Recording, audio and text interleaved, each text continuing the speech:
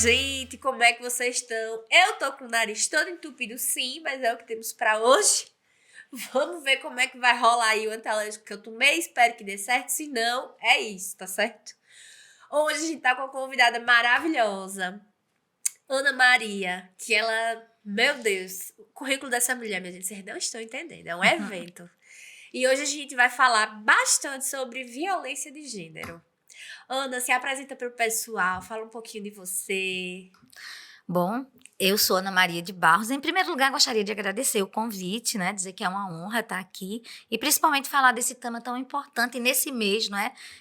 A gente está aí, o Agosto Lilás, que é um momento para a gente discutir a violência de gênero, em particular a violência contra a mulher, que é um dos graves problemas sociais do Brasil ainda, né? Infelizmente. Então, eu sou Ana Maria de Barros, sou professora da Universidade Federal de Pernambuco, leciono aqui em Caruaru, no Centro Acadêmico do Agreste, e em Recife também, no mestrado em Direitos Humanos. Sou graduada em História e Direito, né? Fiz mestrado em Educação Popular e fiz doutorado em Ciência Política. Na área de Ciência Política, eu trabalho com democracia e direitos humanos. Daí essa minha relação com as temáticas de crime, violência, sistema penitenciário. Sou professora há 40 anos, né? Passei aí pela esfera municipal, estadual, agora e ultimamente federal, e fui professora da rede privada, lecionei na Fafica, lecionei na SES, no Sagrado Coração. Então, assim, sou uma professora bem conhecida, né? Acabei contribuindo para a formação de muitas gerações. E sou feminista, não é?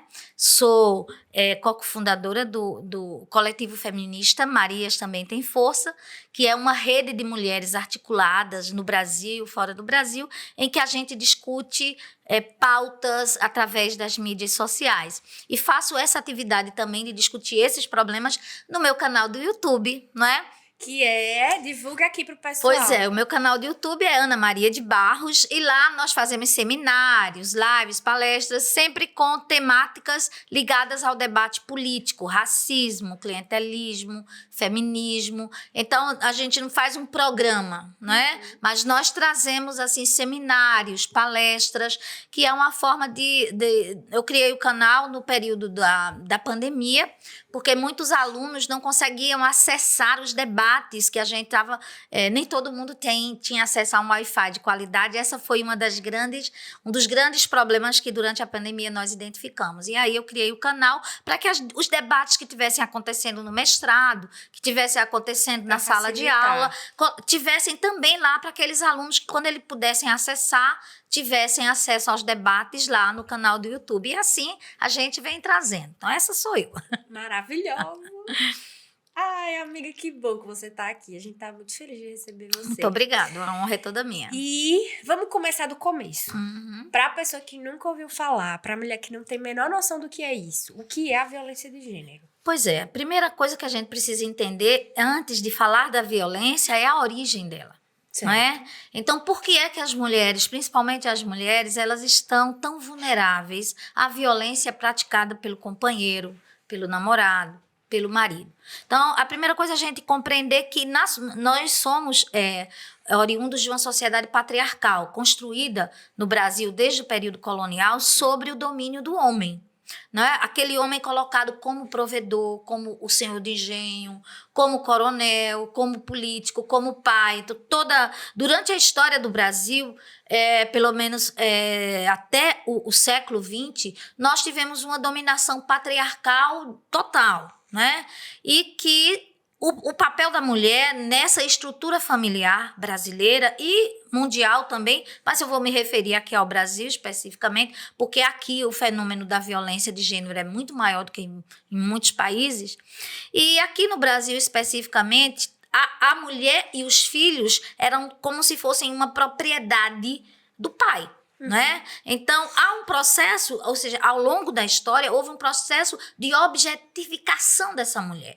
porque ela passava das mãos do pai para o marido. Muitas vezes, quando o marido morria, essa mulher nem podia assumir os bens, nem podia assumir os filhos mais velhos. Então, há um elemento cultural muito forte. Esse elemento cultural que vem do patriarcado chama-se machismo, não é? E o machismo é essa conduta dominante, hegemônica dos homens sobre as mulheres, e que objetificam e transformam as mulheres em parte do seu patrimônio. Então, as mulheres, se você for pensar do ponto de vista político, só tem 90 anos que nós mulheres somos independentes, por exemplo, para votar. Né? Só 90 anos. Então, mesmo há 90 anos atrás, quando o direito de voto foi estendido às mulheres, mesmo assim, a grande maioria delas votava em quem os seus maridos mandavam, né? Então, durante muito tempo, essa violência patriarcal, ela sempre acontecia quando essas mulheres se colocavam contra a visão da família. Então, em primeiro lugar, a gente precisa entender que são várias formas de violência. A gente tem uma violência que é psicológica, né, que vai se caracterizar pelas agressões, pela redução da condição humana da mulher, pela humilhação, pela desvalorização da sua fala. Às vezes você, não sei você como médica, mas eu como professora observo e já vivenciei muitas vezes que os homens não deixam a gente completar uma frase, eles interrompem. Então a violência ela pode se dar de forma sutil, como por exemplo nós estarmos, eu, você e os dois colegas que estão ali participando de uma discussão e alguém olhar e dizer, olha, ali aquelas mulheres estão arrumando, embelezando a mesa, como se nós fôssemos vasos, como se nós fôssemos objetos. Então, esse tipo de olhar sobre a mulher e olhar para a mulher com um olhar de fragilidade, não é? A mulher como um ser inferior. E isso está na história, quando você vai pensar numa frase bem antiga do Nietzsche, que as mulheres são seres de cabelos longos e ideias curtas. Quando você pensa em Aristóteles, também não ajudou muito, né? Aristóteles dizia que a mulher era um homem deformado, que o clítoris da mulher era um pênis que não funcionou, que não deu certo. Freud tratava da questão da inveja do pênis. Então, tem todo um conjunto de arquétipos, né, que são colocados à mulher. Então, por mais que nós vivenciamos da década de 60 para cá um movimento muito importante aqui no Brasil, o movimento de que as mulheres foram para as universidades, para o mercado de trabalho, ocuparam espaços de poder. Mas isso não necessariamente reduziu o machismo e a misoginia. Né? Porque não é o fato dos homens se atraírem por mulheres que significa que esses homens gostem dessas mulheres como cidadãs. Uma coisa é gostar do corpo para o prazer, outra coisa é gostar do corpo para ser sua companheira, sua parceira, alguém com quem você discute, com quem você caminha lado a lado. A velha frase, atrás de um grande homem tem sempre uma grande mulher. Atrás. Isso é uma frase profundamente misógina. Então, você imagina que tem uma semana que o Supremo Tribunal Federal proibiu o uso da tese da legítima defesa da honra porque continuava sendo utilizado por homens que assassinavam, cometiam feminicídio contra suas mulheres e buscavam justificar na liberdade sexual dessa mulher, no direito dessa mulher, ou seja, no fato que essa mulher traiu, buscou um outro companheiro, a razão pela qual pode matar essa mulher. Então, primeira coisa, o Brasil é um país profundamente violento. A violência de gênero contra a mulher, a violência de gênero contra a comunidade LGBTQIA+, é um grande retrato do que é esse país quando nós, mulheres, ou quando a comunidade LGBTQIA+, ela se afronta, se coloca numa posição de afronta a esse modelo patriarcal e machista. Então, a violência, ela passou a ser banalizada. As pessoas que são diferentes, e principalmente que apresentam comportamentos diferentes, que fogem daquele status quo, as pessoas sempre vão dizer, ela foi estuprada por quê? O que foi que ela fez para ser estuprada? não é? O marido bateu nela, mas não bateu de graça, ela deve ter feito alguma coisa. Eu vou te dar um pequeno exemplo que eu sofri no judiciário. Eu processei um sujeito aqui de Caruaru que foi na internet e me esculhambou. No momento que as minhas testemunhas foram depor, o juiz que estava à frente do meu caso, que é um caso que até hoje não chegou ao resultado, esse juiz já tinha recebido o pai, na minha frente assim, o pai do réu, passou com ele mais de meia hora, ele não me escutou, ele escutou o pai do réu, não é? O advogado do réu, que foi uma pessoa que eu conhecia, chegou para mim e disse, pare de mimimi, isso foi uma besteira. Olha, o conjunto de violências, que mesmo sendo uma mulher que tem um espaço na sociedade, que tem um trabalho, que tem uma voz, se eu sofri esse tipo de violência, e quando alguém perguntou para ele, o rapaz atacou, o que foi que o rapaz fez? Ela disse, o juiz disse, ela também deve ter feito alguma coisa. Então, naquele momento, eu percebi que o meu caso não seria julgado por um juiz parcial. Não é? É um processo que não foi julgado ainda, que está aí correndo há mais de 5 anos e nunca foi julgado. E eu tenho certeza que se esse juiz estiver no caso, eu vou perder o processo.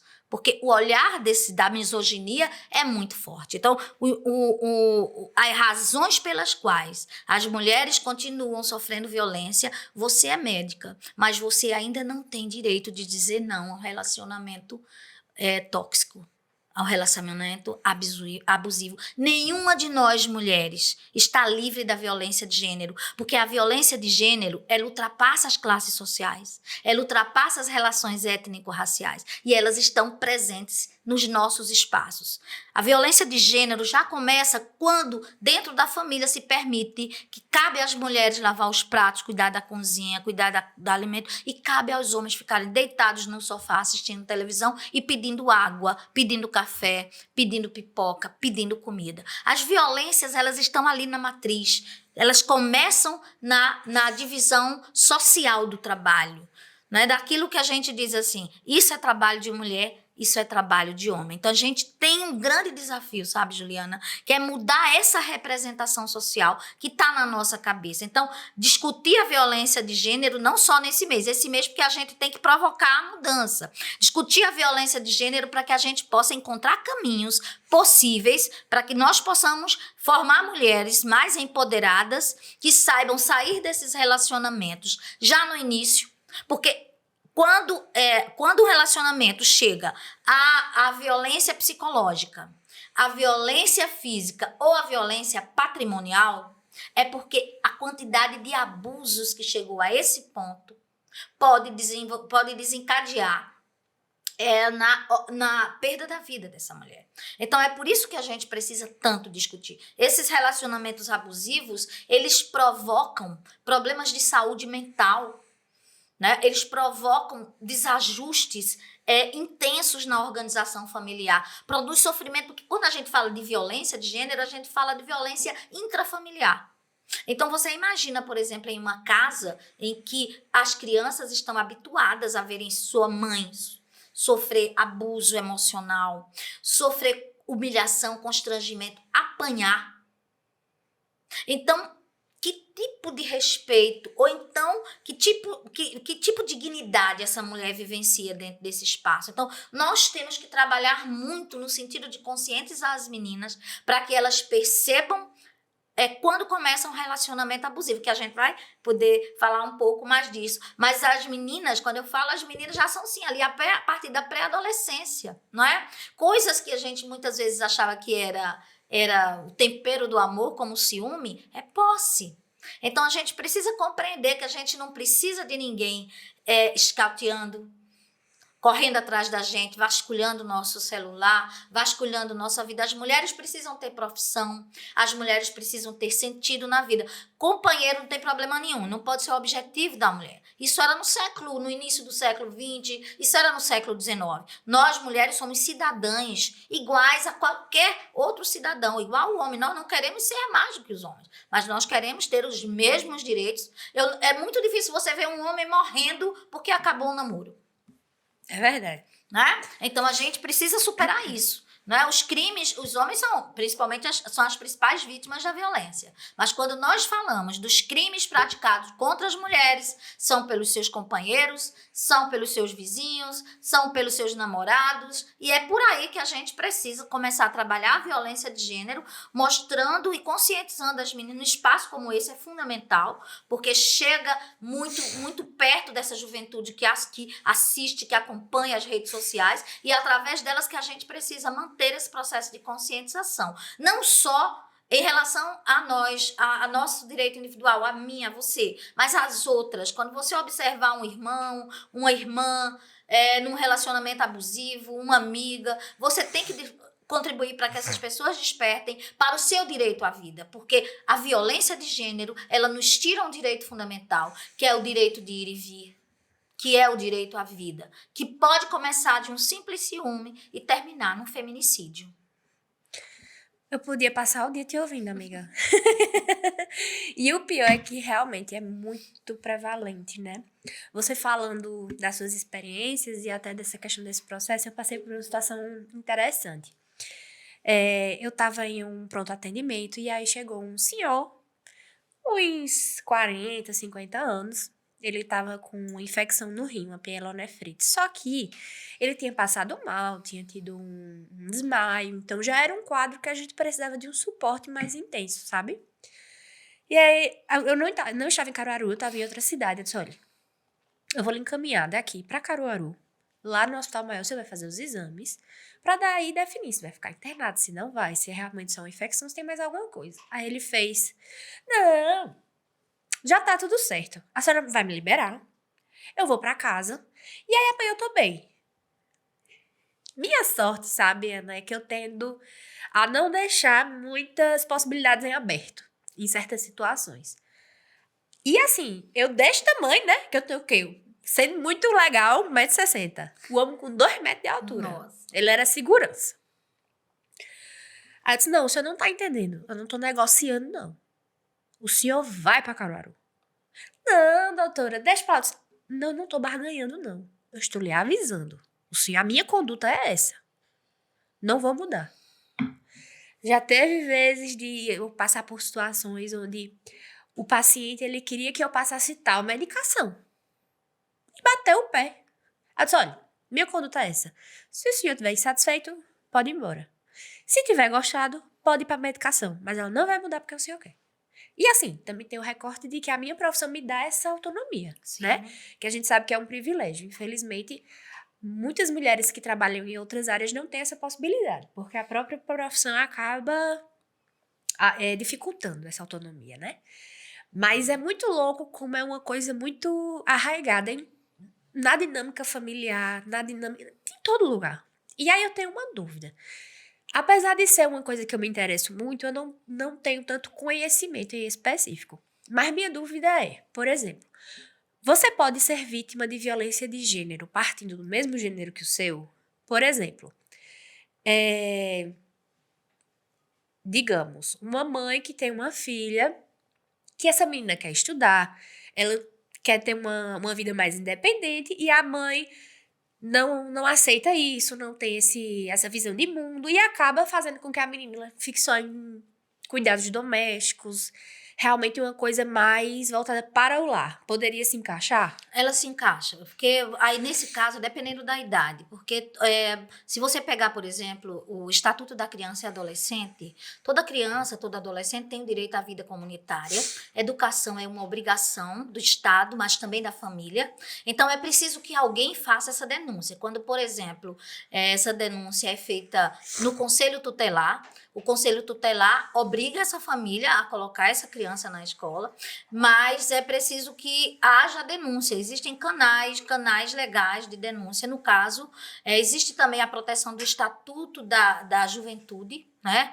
E é preciso que essa jovem ela busque o centro de referência, as cidades possuem secretarias da mulher, então tem todo um conjunto. Você pega a Secretaria da Mulher e o centro de referência tem acompanhamento psicológico, tem acompanhamento da assistente social, tem o acompanhamento psicológico, porque a pessoa que sofre violência, essa violência pode ser dentro da própria casa.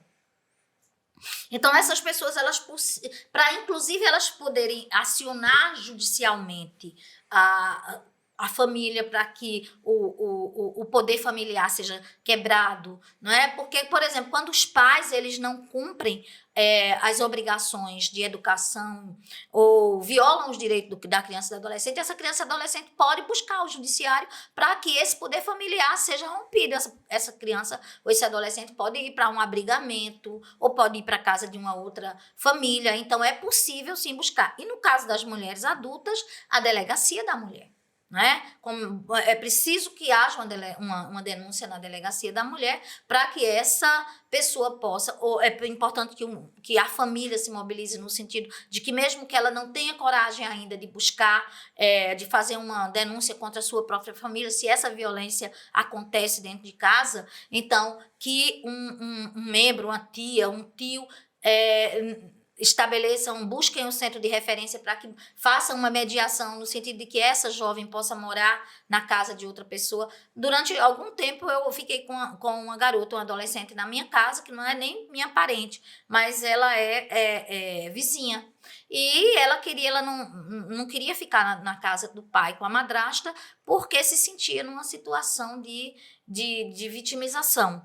E aí o pai conversou com o conselho tutelar e ela ficou por um tempo comigo, morando na minha casa até ela encontrar um outro espaço para ficar. Mas assim, é preciso buscar. A única forma de você escapar da violência é fugir dela.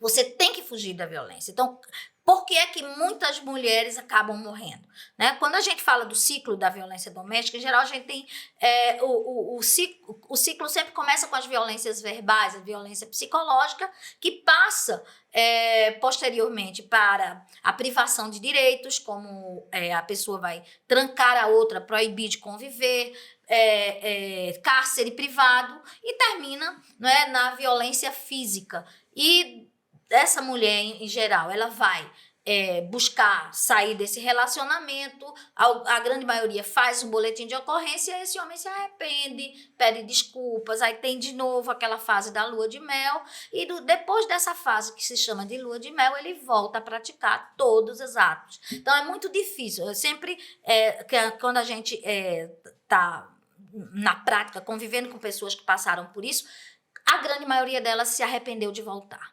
Porque a volta significou, muitas vezes, um aprofundamento das violências. Então, não é que esse homem não possa ser tratado, que essa família não possa ser resgatada, pode. Mas é preciso que este homem reconheça a violência que ele praticou, que ele se submeta a uma terapia. Então, a grande maioria dessas pessoas que têm essa conduta muito autoritária, em geral, elas não aceitam. Olha, eu não sou doido, olha para a terapia como se fosse uma coisa de doido. Não é? E acha que o problema está no outro. Então, a mulher que sofre violência, ela tem uma autoestima muito baixa. Né? Então, não é só você ir numa delegacia e fazer um boletim de ocorrência. Para essa mulher fazer isso, ela está destruída emocionalmente. Né? Eu lembro muito de uma história, eu nasci numa cidade chamada Angelim, que é uma cidadezinha bem pequenininha, deve ter uns 25 mil habitantes por aí. Né? E ela era muito menor quando eu era criança. E eu lembro de uma história que aconteceu com uma vizinha nossa, eu já tinha uns 8 anos e lembro como nunca. Uma senhora que era casada com um cidadão que trabalhava na Chesf, tinha um emprego federal, era uma mulher que convivia na sociedade, que ia para a igreja, que tinha amigos, e essa mulher, numa das cachaças que esse homem tomou, ele bateu no rosto dela. Ele deu um murro nela. E essa mulher entrou num processo de depressão muito grande. Para ela, aquilo foi uma desonra muito grande pelos valores que ela tinha e tudo mais.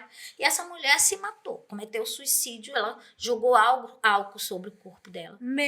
Foi uma tragédia.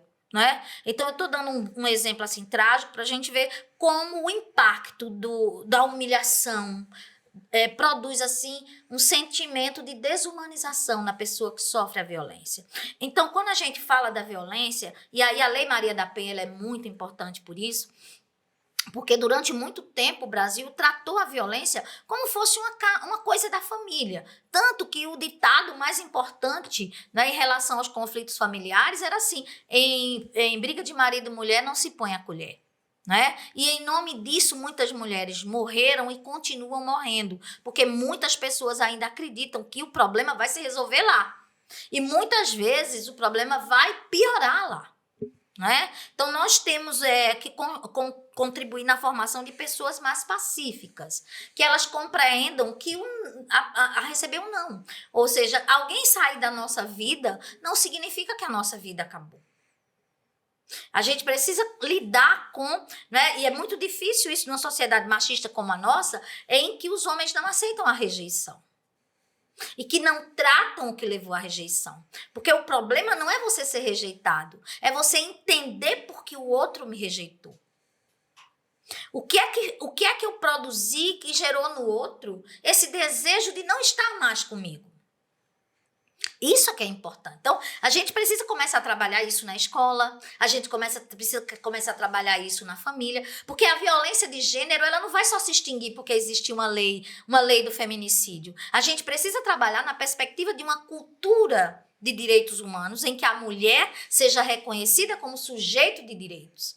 Então, a partir do momento que eu reconheço a igualdade no outro, que eu reconheço a empatia, eu consigo me colocar no lugar do outro, eu sou capaz de entender a dor que eu produzi. E ao sentir a dor que eu produzi, aí sim eu posso, de fato, pedir uma desculpa real. Compreendendo que mesmo o perdão, ele não vai apagar a dor. Mas o perdão vai fazer com que eu consiga partir do erro para construir relações mais saudáveis. O grande problema é que a nossa marca ainda é a marca da objetivação do corpo da mulher. Este corpo me pertence, essa vida me pertence. Se você não for feliz comigo, você não vai ser com ninguém. Quem determina a sua vida e sua morte sou eu. É isso que é muito cruel. E em nome disso, olha a quantidade de crianças órfãs que têm ficado nesse país sozinhos, criados por avós, criados por tios. E a sociedade brasileira convive com isso, sabe, como se fosse normal. Esse é o grande problema. Nós, mulheres, caminhamos muito e a violência continuou caminhando junto com nós, conosco, né? Eu tava ouvindo você e tava me lembrando de um livro que eu li recentemente, inclusive, minha gente, muito bom, recomendo. A Mística Feminina. E aí ela é um clássico, né? E aí ela comenta que um dos pontos também é que nós mulheres acabamos sendo, não diria desviadas, não é esse o termo que eu quero dizer, mas induzidas a desconfiar uma das outras pela competição, né, do casamento, do boy. Então, uma coisa que eu também acrescentaria é que a gente tem que aprender a não rivalizar tanto, sabe? Porque, assim, eu tava ouvindo você e realmente, quantas e quantas mulheres eu já não vi em relacionamentos abusivos que se submetem a coisas absurdas simplesmente para não entrar ficar na solteirice, não ser a tia, né, do rolê. E quantas vezes eu já não vi mulheres que falaram: não, mas eu vi que fulana, a ex dele, falou isso, isso e isso, mas é inveja. Mas aí aí voltamos para a cultura do machismo. Exato. Né? Porque homens foram educados na nossa cultura para andar lado a lado.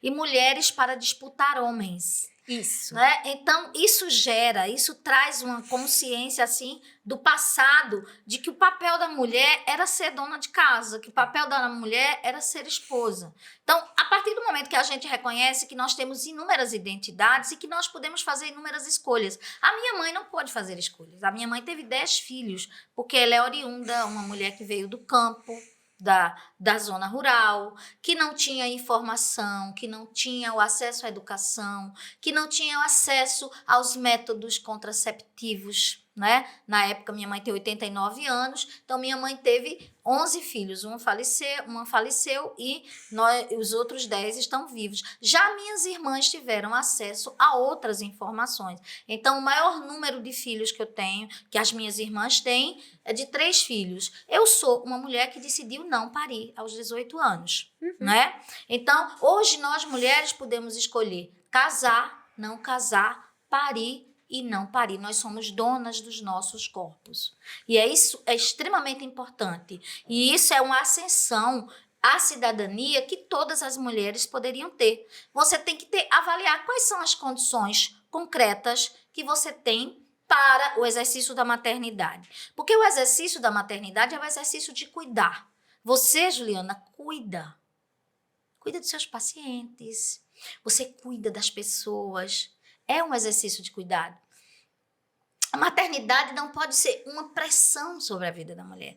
A maternidade precisa ser uma escolha. Para aquelas que escolheram a maternidade, fantástico. Para aquelas que não escolheram, maravilha. Não é? Muitas vezes as pessoas quando eu era mais jovem, né, me perguntavam assim: quem vai cuidar de você quando você estiver velha? Se eu vou conseguir pagar alguém para cuidar de mim. Porque ninguém pode ter filho para que o filho já se nasça com uma função que é cuidar do pai e da mãe. Certeza. Eu cuido da minha mãe e meus irmãos, todos nós cuidamos do meu pai, não porque eram pais, mas por uma contingência do envelhecimento, porque nós nos sentimos felizes por esse... E existia um vínculo, né? Assim, e partia de vocês e não por também. obrigação. Exato. Imagine você educar uma pessoa para ela... Olha, você vai ter que cuidar de mim. Não, a gente tem... Então, ver a mulher nos dias atuais é ver a mulher dentro de um outro cenário, do século XXI. Uhum. No século da tecnologia, dos avanços tecnológicos. Olha, a minha mãe e as mulheres da geração da minha mãe não tiveram acesso à tecnologia que nós temos. Então, nós podemos substituir a lavadeira, a nossa condição de lavadeira pela máquina de lavar. Não é? Sim. Nós podemos, por exemplo, parar num cantinho, levar e nessas lavanderias, nós podemos pagar o trabalho da faxineira, nós podemos pagar... Mas é preciso que essas mulheres também, que nos ajudam no cotidiano, elas tenham seus direitos reconhecidos. Por isso que eu acho que o movimento feminista ele tem um papel importantíssimo em suas variadas gerações.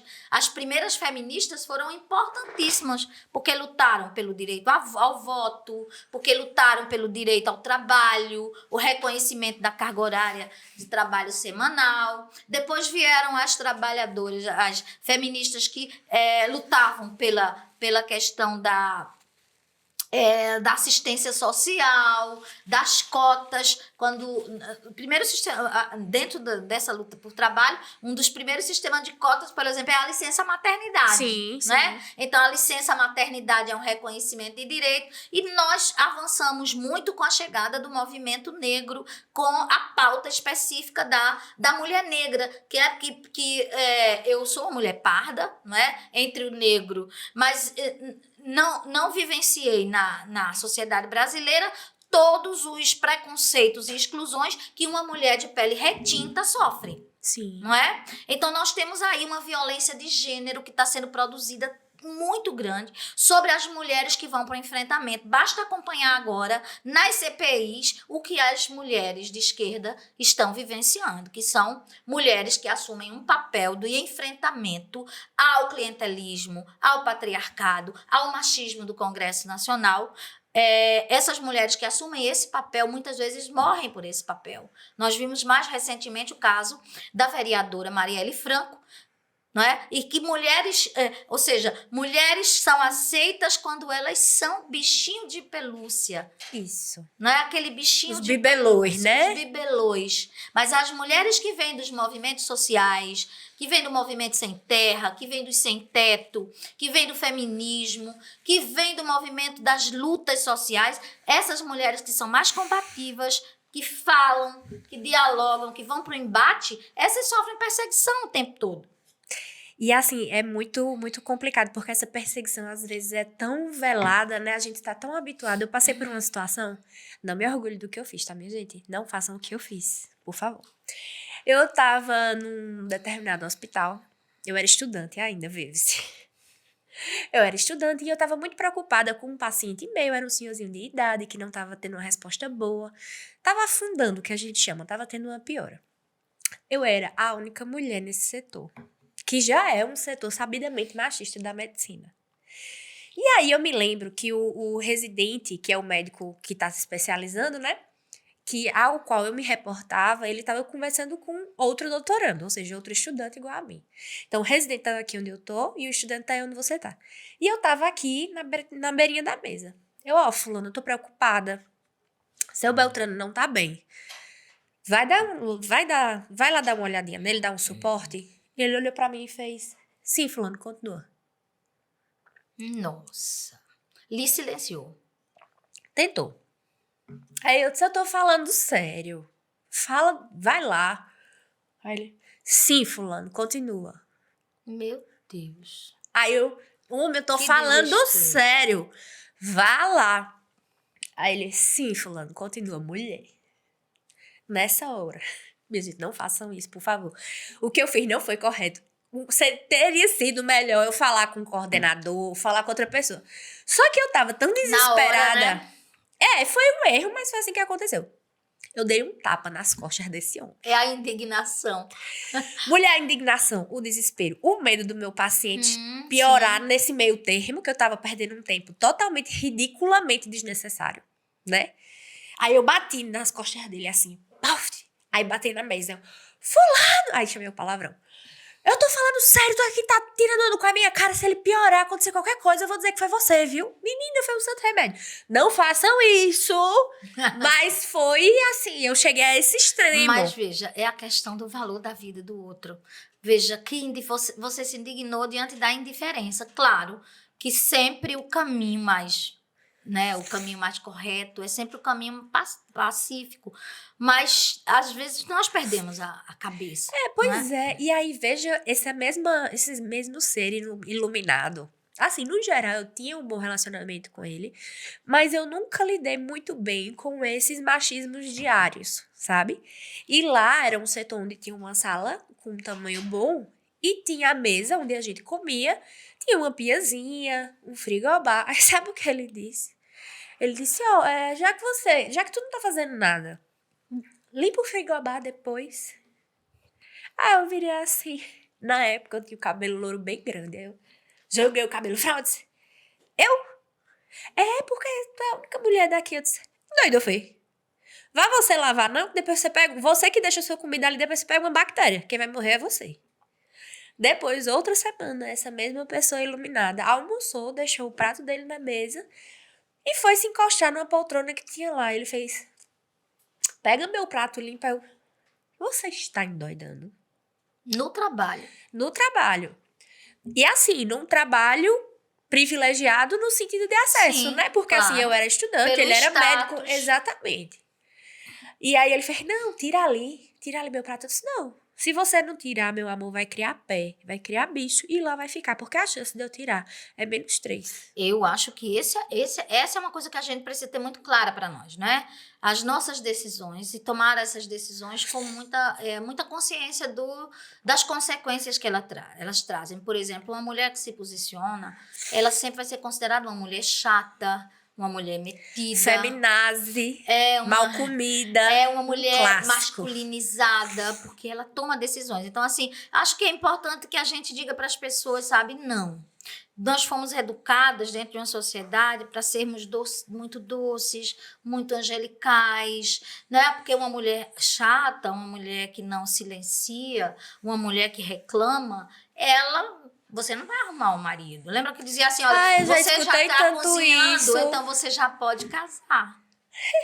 Como se o teu único destino, o teu único projeto de vida fosse esse. Então, assim, nada contra os casais, mas olha, a quantidade de casamentos que deixaram de acontecer e a quantidade de casamentos que acabam não funcionando. Porque as pessoas, quando elas estão vivendo cada uma no seu lugar, elas têm a sua identidade, a sua independência. Quando elas começam a vivenciar sozinhas, por exemplo, eu recentemente acabei um namoro de 3 anos. Nunca quis casar. E meus namorados sabem disso. Eu digo, olha, não tenho o menor interesse, eu não caso com ninguém porque eu gosto de viver sozinha. Adoro. O que as pessoas chamam de solidão, eu chamo de solitude, não é? Então, eu curto minha casa, eu tenho meu canto para minha leitura, para o meu trabalho, sou apaixonada pela natureza e moro no meio dela. Então, a gente conversou, um dia eu odeio som alto.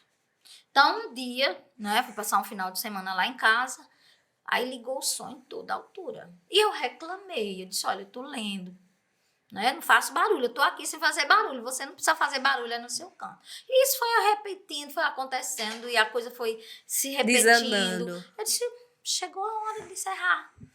Quando incomoda, tá na hora de encerrar. E ele tá muito bem, nós somos amigos, somos pessoas educadas, ele é uma pessoa educada, eu sou uma pessoa educada, e a gente tá muito bem hoje como amigo. Se eu for para um lugar, ele é amigo da minha família, uma das preocupações dele foi assim, tu tá acabando comigo, eu tenho algum problema se eu continuar frequentando a casa da sua família? Eu digo, não, tendo consciência de que nós não somos mais um casal, Tudo então bem. isso pra mim tudo bem, ao contrário, às vezes a gente tá num lugar, ele chega, então quero que reconstrua a vida dele, até porque ele tem um projeto de família que eu não tenho. Um projeto de construção de uma família que eu não tenho. Eu tenho um projeto de vida que enquadra viver, cuidar do mundo e cuidar de mim. Né? Então, eu acho que esse é um novo mundo que as mulheres como você, as meninas que estão vindo aí, vão fazer com que esse trilhar novo aconteça. Mas nós precisamos explicar para os homens também isso. Eu acho que não adianta você entrar num relacionamento machista e achar que você vai mudar o cara. Não sejam românticas a esse ponto, né? Eu acho que quando a gente já deixa as coisas muito claras lá no comecinho, tem a sorte de acontecer como o Eduardo e Mônica da velha canção, né? De construir uma relação saudável, ambos se apoiando. Isso é muito, eu acho que isso é o objetivo. Seja um casal normativo ou homoafetivo. Deve ser a ideia de casal, quando falo aqui, é independente, que a violência também pode acontecer, a violência pode acontecer em um casal homoafetivo. Então, a gente precisa construir relações, sabe? Entendendo que o outro tem os mesmos direitos que eu, o outro tem desejos, o outro tem aspirações, o outro tem sonhos. E a partir do momento, inclusive, e quando eu reconheço que o que é que me interessou nesse outro? Foi exatamente ele ser como ele é. E o que é que acontece quando as pessoas começam a se relacionar? Elas querem que o outro abandone os seus, principalmente a mulher, né? Abandone seus sonhos, abandone suas profissões, abandone seus caminhos e vá viver uma vida artificial, que é a vida do outro. Aí perde o encanto, aí depois, com 10 anos, 15 anos, você abandona essa mulher. Quando ela já abandonou seu emprego, quando ela já abandonou, né? Quando ela se abandonou. Então, e aí é muito complicado, né? E muitas vezes, olha, nós tivemos uma situação recente que foi noticiado pela imprensa, que, para você imaginar o quadro de implicações que a violência de gênero pode trazer para uma mulher que não tem uma estrutura econômica e familiar. Recentemente aqui numa das casas-abrigos, que a casa-abrigo, ela vai acolher aquela mulher que está numa situação iminente de morte. É aquela que precisa ser escondida para que o agressor não... Para preservar a vida dela. Para preservação da sua vida. E em Recife, ou foi região metropolitana, essa mulher, junto com a sua criancinha de 2 anos, a criança viveu um estupro. Ai, meu Deus. Não é? Dentro de uma casa-abrigo. Então, veja, é preciso compreender que a vulnerabilidade não é só para a mulher, a vulnerabilidade é para os filhos.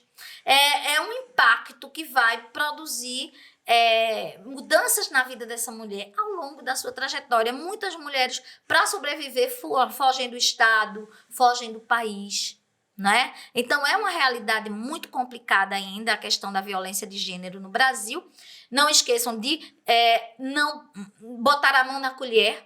Quando vocês escutarem o vizinho maltratando, o pai, o irmão, a família maltratando, não é, torturando, produzindo violência patrimonial, violência física, violência psicológica, liguem para o 180. Esse é um número em que você vai fazer a denúncia de forma anônima. A sua denúncia pode salvar uma vida.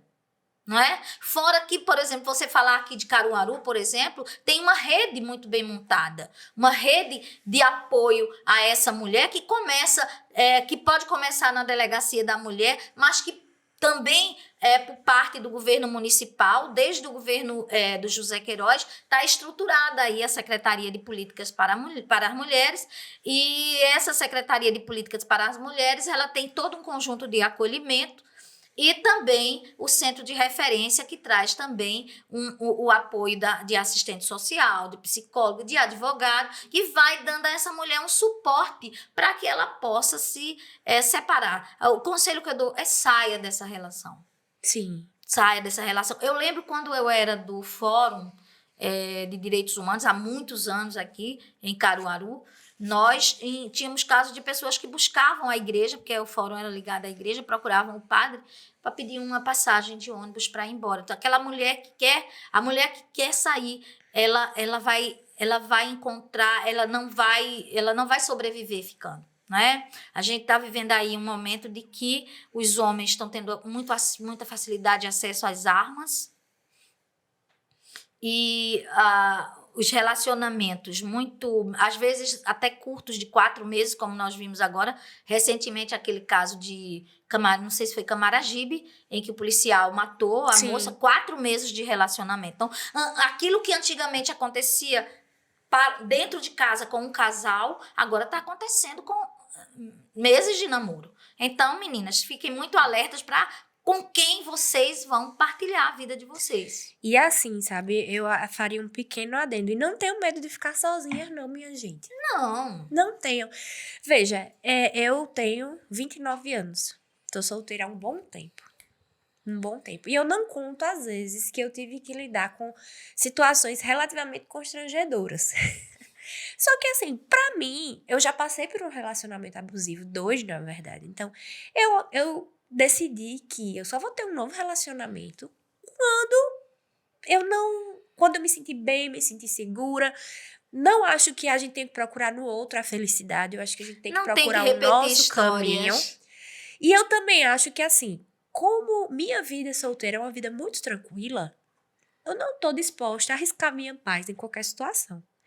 Mas também não digo que socialmente é uma coisa simples. Não, por quê? Você é cobrada. Literalmente. E você vai com quem pra festa? Quem vai te acompanhar? Vai com quem? Volta com quem? Ou, às vezes, já me questionaram até da minha sexualidade. Mas tu é hétero mesmo? Meu amor, infelizmente. Certo? Eu sempre digo assim, quando alguém questiona, porque eu também imagino, eu tenho 58 anos. Muita gente já me questionou. E eu digo assim, por enquanto ainda não. Porque eu acredito no amor. Aí, o que é que acontece? E o pior é que uma das coisas que eu percebi, assim, poxa, como é difícil de lidar, porque às vezes vem de uma forma tão sutil que você não quer ser grossa com a outra pessoa, mas você tem que ter alguma reação, né? Então, eu já tive uma vez que eu tava no plantão e eu tinha comido alguma coisa que tinha me feito mal, tava enjoada. E meu pai tava plantando o mesmo serviço que eu. Aí começou o zum. Eita, Juliana tá grávida, tá grávida, tá grávida. Acredita que o pai fez, eu queria um neto, mas essa daí tá fraca demais. Então, assim, meu pai, que é um homem feminista, se diz um homem feminista, se diz porque todos nós estamos em desconstrução, né? Claro. A nossa sociedade é machista, então é difícil a gente, inclusive para nós que somos mulheres, às vezes é difícil, às vezes a gente sempre solta uma besteira em outra. Ele me conhece, sabe do meu posicionamento, ele sabe dos meus 2 relacionamentos que foram terríveis, inclusive, uma vez a gente conversa dele, realmente, eu não dizer como tu namorasse com fulano de Beltrano. Que bom que terminaram. Pois é. E ainda tem essa cobrança, sabe? Existe isso, mas por mais difícil que seja lidar com essas questões, muito mais difícil é você viver aprisionada. Agora, sabe o que é também, Juliana? É que tem uma outra questão que a gente precisa trabalhar dentro de nós individualmente, que é a questão da dependência afetiva. Sim, então, sim. Nós estamos entre aquelas mulheres que são cobradas como as pessoas da nossa família, as mulheres que vieram antes de nós, que eram as tias, né? Sim, sim. Mas que do caretó, né? Que elas eram cobradas assim, e como eu tive 7 irmãs, meu pai usava muito esse termo, então o papai dizia sempre pra gente, cuidado, o caretó é um péssimo casamento, né? E eu lembro que o meu pai dizia que o dia mais triste da vida dele é quando as filhas iam casar. Oxente! Eu sou meu pai é muito interessante. Papai não gostava da ideia de casamento para as filhas, porque papai queria que as filhas primeiro tivessem independência financeira. Sim. Ele dizia assim, filha minha que vai casar antes de ter sua independência para minha morte. Uma frase do meu pai era assim, era muito interessante, ele dizia assim, que o melhor marido para uma mulher é sua carteira de trabalho. Porque ele vem Bem na vanguarda, né? Porque não era muito comum. Não. E ele, assim... E minha mãe é muito parecida também, sabe? E nós fomos criados dentro desse ambiente, principalmente nós mais jovens. Eu tenho irmãs que já estão divorciadas e tal, mas nós mais jovens fomos criados dentro desse ambiente de valorização do trabalho. Então, a gente precisa educar as jovens para que elas entendam que relacionamento é parte da vida, não é a vida. Parte da vida. Então, nós podemos ser muito realizadas no trabalho, nós podemos ser muito realizadas nas relações sociais, no cuidado com o mundo, no exercício da nossa cidadania. E entender que o relacionamento, ele é parte, ele vai contribuir na sua vida sexual, mas é uma parte da nossa vida, né? Agora, nós mulheres fomos habituadas a não discutir algumas coisas, e para dar satisfação à sociedade, às vezes eu vejo, por exemplo, eu fui professora da rede estadual, de rede municipal, e convivi ao longo desses 40 anos nas faculdades e tal, e vi jovens assim submetidas a ter que levar a criança para dentro da sala de aula, porque o marido... Não é porque não tinham que deixar a criança, o marido estava em casa, não podia ficar com a criança, mas é para a mulher não paquerar na universidade. Surreal, né? São coisas, não é?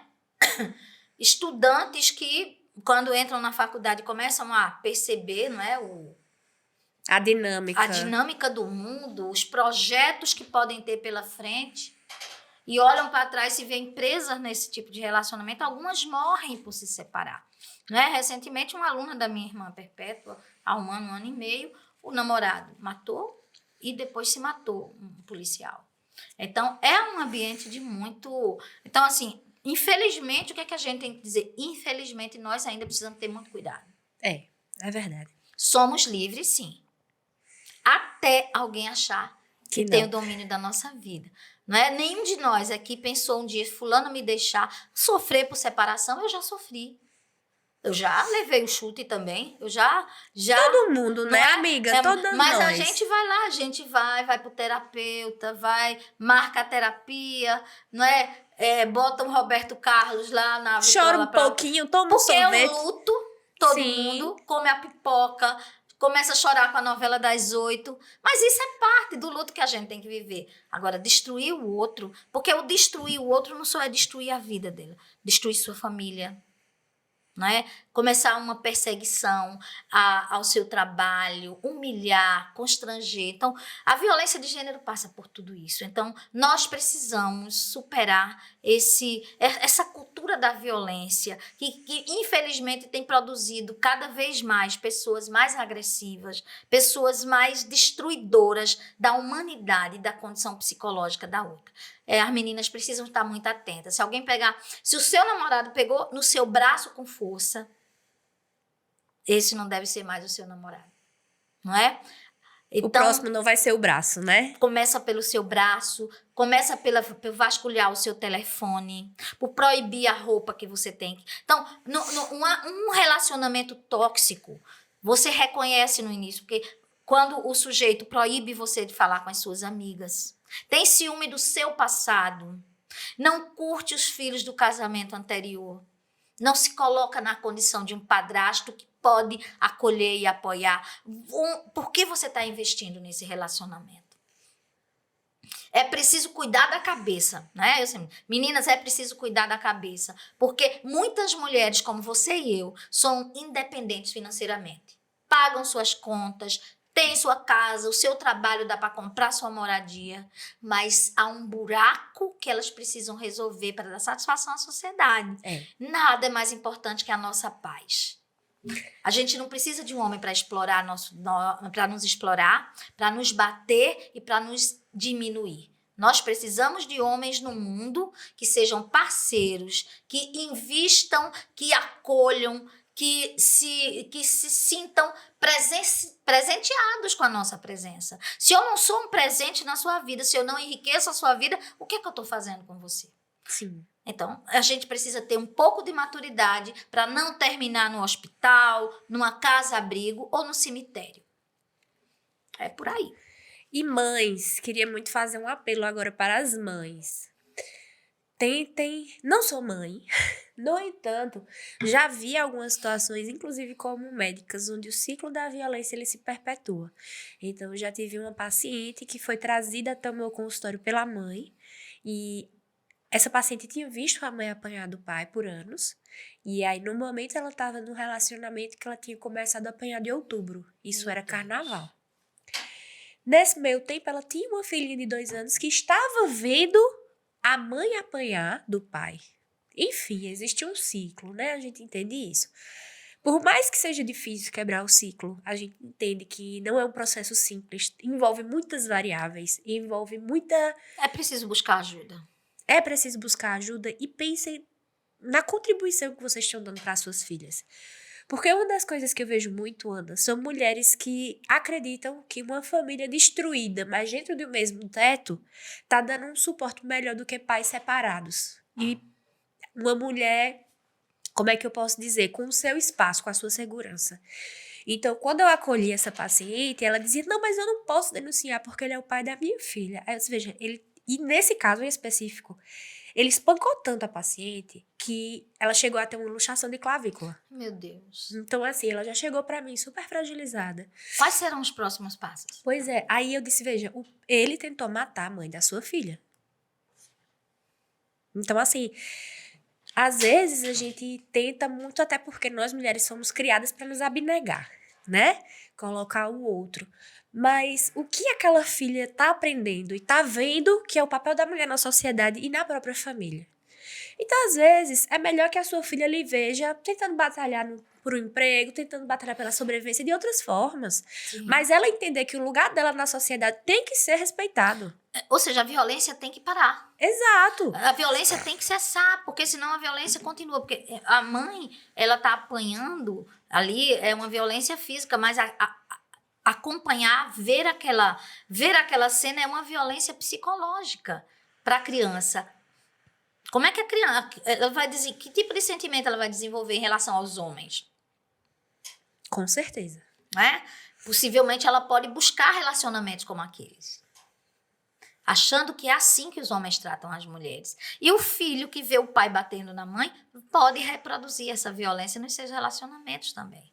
Então é muito complicado. Tem toda uma questão toda uma rede de discussão que precisa ser pensada quando a gente fala de violência contra a mulher. Mas é muito difícil para a mulher que se encontra nessa situação sair dessa situação sem uma rede de apoio. Não é? Muitas dessas mulheres que conseguem, e é preciso diferenciar, por exemplo, a maioria das mulheres que submetem muitas vezes essa situação são mulheres que não têm condição financeira de manter a família. Elas se mantêm muitas vezes nesse relacionamento porque elas não têm como manter os seus filhos. Por isso que algumas políticas sociais, por exemplo, elas são voltadas mais para as mulheres para que elas possam sair desses relacionamentos. Então, tem que buscar ajuda no sentido dos programas sociais de qualificação para o mercado de trabalho, tem que buscar a rede de proteção social no sentido de se fortalecer psicologicamente, emocionalmente,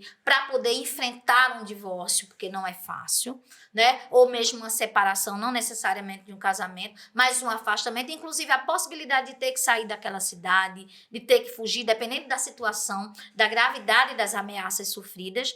E tem um outro tipo de mulheres que eu não queria esquecer de dizer que sofrem terrível a violência patrimonial, que são as mulheres idosas.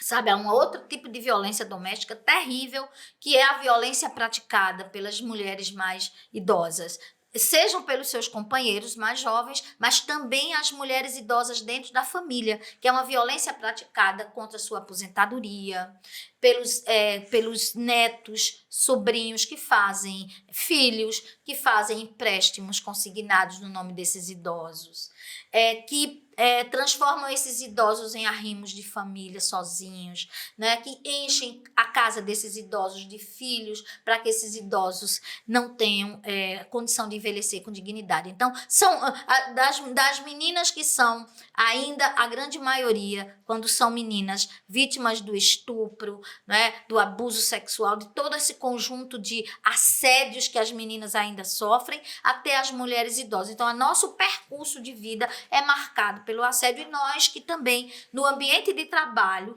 vivenciamos, né, o assédio moral e o assédio sexual. O assédio moral, quando a nossa capacidade de trabalho, a nossa competência técnica, a nossa competência profissional é questionada, quando a nossa fala é cortada, quando o nosso argumento não é reconhecido. E principalmente também o assédio sexual que muitas mulheres vivenciam no ambiente de trabalho e nas relações de hierarquia. Então, é um desafio ser mulher nesse país.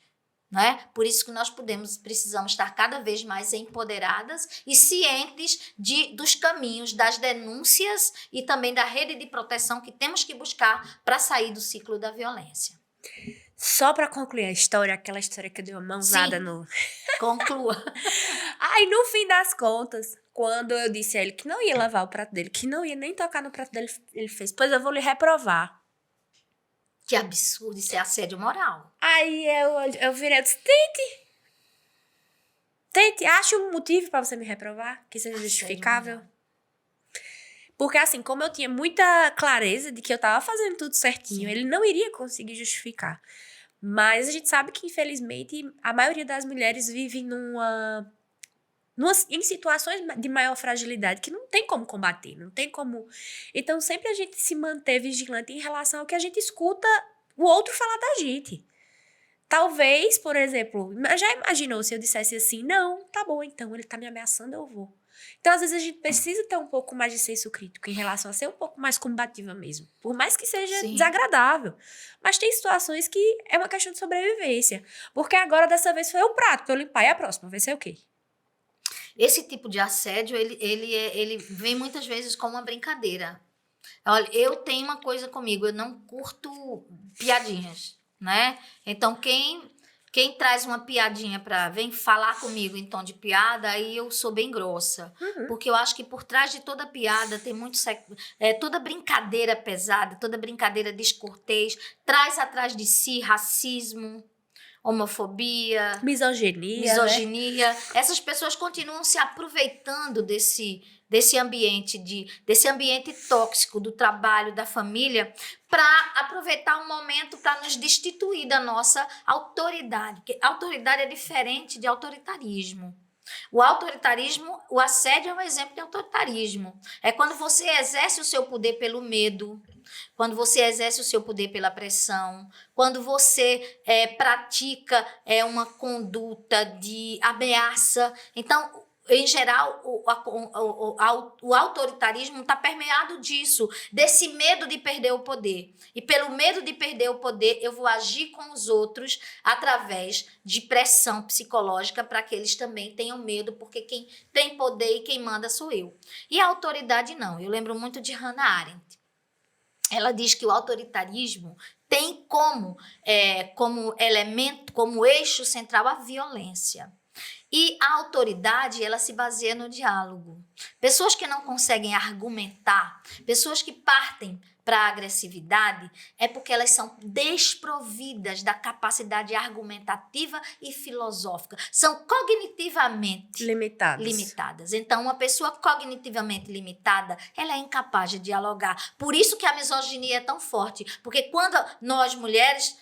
Pela própria cultura, nós estamos lá discutindo, explicando para o outro por quê. Então, quando nós vamos para esse ambiente, que é o ambiente do poder, o ambiente da discussão, a gente quer convencer na discussão. E essas pessoas que estão historicamente acostumadas a ser obedecidas sem ser questionadas, então sabe o que é que elas vão dizer? Ah, você é doida. Você é desequilibrada. Então, a forma de destituir o nosso lugar de autoridade, que quer dialogar, que quer discutir pela palavra, é tirar o nosso lugar de autoridade, não é? Então, você está descontrolada, você está nervosa. Vocês viram isso? Ai, a deputada Sâmia vivenciou 2 preconceitos essa semana, que foi um de gordofobia e o outro de misoginia. Então, o deputado na CPI, né, na CPI do MST, ela foi questionar os argumentos autoritários do sujeito. Ele disse, a deputada está muito nervosa. Deputada, se acalme, quer que eu vá buscar um hambúrguer para a senhora? Dá vontade de dizer, você vai me ver nervosa agora. Não dá vontade de voar no pescoço? Pois bem, é exatamente isso. Mas ela teve que ter toda a calma do Eu mundo imagino, pra ela com não perder o certeza. decoro, pra poder a imprensa inteira Refutar, né? refutar. Porque aí, se ela fosse agressiva como ele foi, porque a Ia dar violência voz da a ele, sim. palavra, a violência da palavra fez com que ele expusesse todo o desprezo por ver aquela mulher naquele espaço. Sim. Muitos homens não suportam ver você naquele espaço. Entendeu? Muitos homens não suportam me ver nos espaços que eu ocupo. Não é? Não conto as vezes que tive que ser irônica também para poder garantir o meu espaço no mundo. Não é? E esse é eu diria, nós somos aquelas que vão possivelmente deixar um mundo melhor para as que irão nos suceder. Porque a gente já tem coragem de dizer, não, eu discordo de você, respeito sua opinião, respeito suas decisões, mas as minhas são diferentes. O caminho que eu vou seguir são os que eu escolhi, não porque você mandou, mas porque eu acredito que seja o melhor para mim. E é assim que a gente precisa enfrentar a violência de gênero. Não ir para o embate com homem nenhum.